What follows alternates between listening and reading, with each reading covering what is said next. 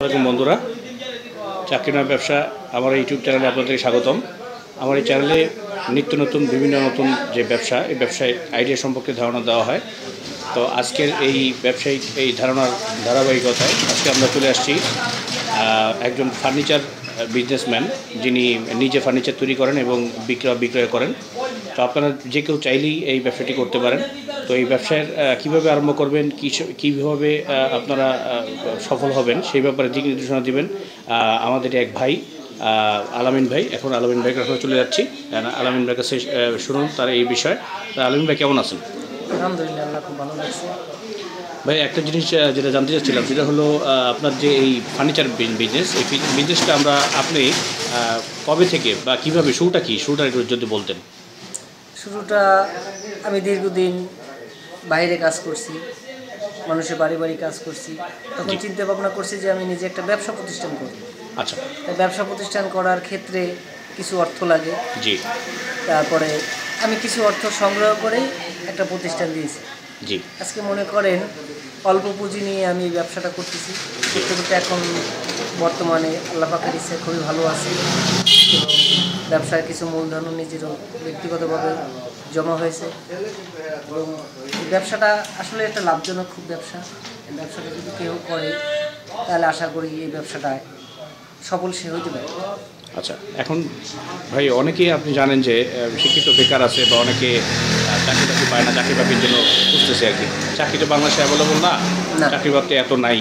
আর বিদেশে আছে অনেকেই খুব কষ্ট করে, কষ্টের জব করে, তারা ঠিকমতো বেতনও পায় না, তারা দেশেও আসতে পারতেছে না, আসলে কী করবে এই ধরনের চিন্তাভাবনা। তো সেই সমস্ত প্রবাসী ভাই এবং বেকার যা ভাইরা আছে তাদের উদ্দেশ্যে আপনি কী বলবেন যে এই ব্যবসাটা তাদের জন্য কতটুকু সম্ভাবনা হয়? তাদের জন্য আমি বলবো এই ব্যবসাটা খুবই লাভজনক এবং যদি তারা সেইভাবে করতে পারে। কিন্তু এই ব্যবসাটার মূল হয়েছে নিজের মেধা দিতে হবে, নিজের পরিশ্রম দিতে হবে, শ্রম দিতে হবে এবং সবার সাথে সম্পর্ক ভালো রাখতে হবে।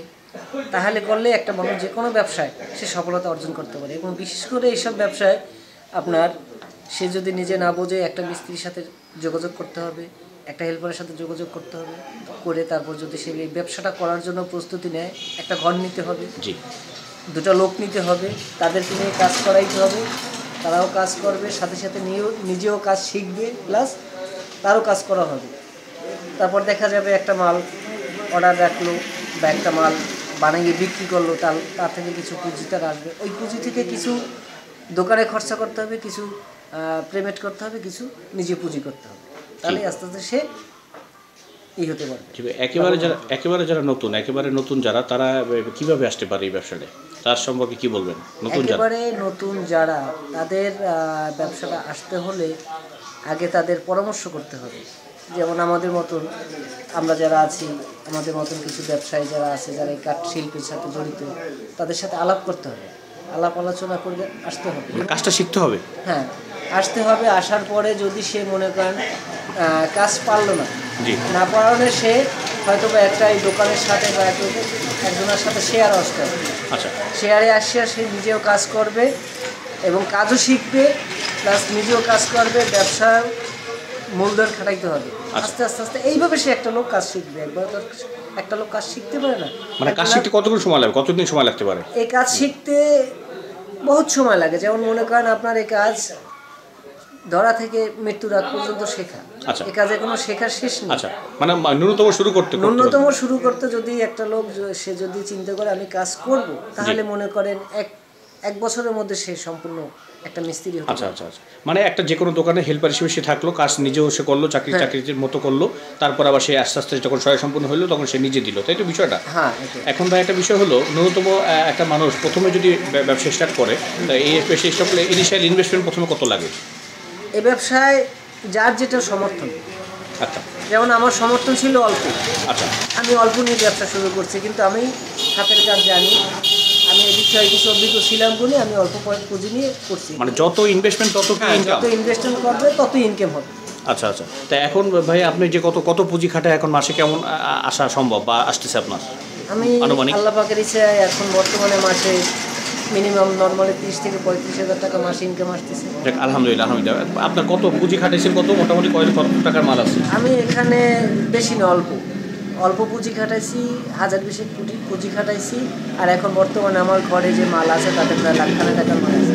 যাক, আলহামদুলিল্লাহ ভাই, অনেক সুন্দর সুন্দর একটা আইডিয়া দিলেন আপনি। এখন আরেকটা বিষয় যেটা হলো, এই ব্যবসায় নতুন যদি করতে হয় তাহলে কি কোনো কারো পারমিশন নিতে হয় বা কোনো লাইসেন্স করা লাগে? না, এটা নিতে হলে কোনো পারমিশন লাগে না, কোনো লাইসেন্সও লাগে না, কিন্তু যদি লাগে কোনটা, যদি সে নিজে ব্যক্তিগতভাবে কোনো ঋণ নিতে যায়, আচ্ছা কোনো ব্যাংকিং খাত থেকে ঋণ নিতে যায়, বড় এনজিও থেকে ঋণ নিতে যায়, তখন দোকানের নামে একটা ট্রেড লাইসেন্স লাগে। আচ্ছা আচ্ছা। এই আরেকটা ভাই একটা বিষয়, সেটা হলো মনে করেন কেউ জানে না, কিন্তু ব্যবসায় ফার্নিচার ব্যবসা তার ভালো লাগে, কাজটা জানে না, কিন্তু সেক্ষেত্রে সে কীভাবে আরম্ভ করবে? খুব অ্যাডভান্স মানে কাজটা জানে না, তাহলে কি সে কর্মচারী রেখে সে করতে পারে? হ্যাঁ, অবশ্যই পারে। যদি পরিচিত কোনো মিস্ত্রি থাকে, আচ্ছা, কোনো হেল্পার থাকে, তাদের মাধ্যমে আলাপ আলোচনা করে সমাধানে এসে তারপর সে একটা ব্যবসা শুরু করতে পারে।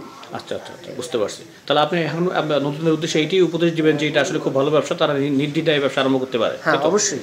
আচ্ছা আচ্ছা, বুঝতে পারছি। তাহলে আমিন ভাই, আপনাকে অনেক ধন্যবাদ। আমি আশা করি যে আপনার ব্যবসা আরও উত্তর সমৃদ্ধি কামনা হবে, এবং আপনি নতুন যারা আছে তাদের জন্য শুভকামনা করবেন, তারা যেন সাকসেসফুল হতে পারে। তো আপনি ভাই ভালো থাকেন, সুস্থ থাকেন। আল্লাহ হাফিজ, আসসালামু আলাইকুম। ওয়ালাইকুম আসসালাম।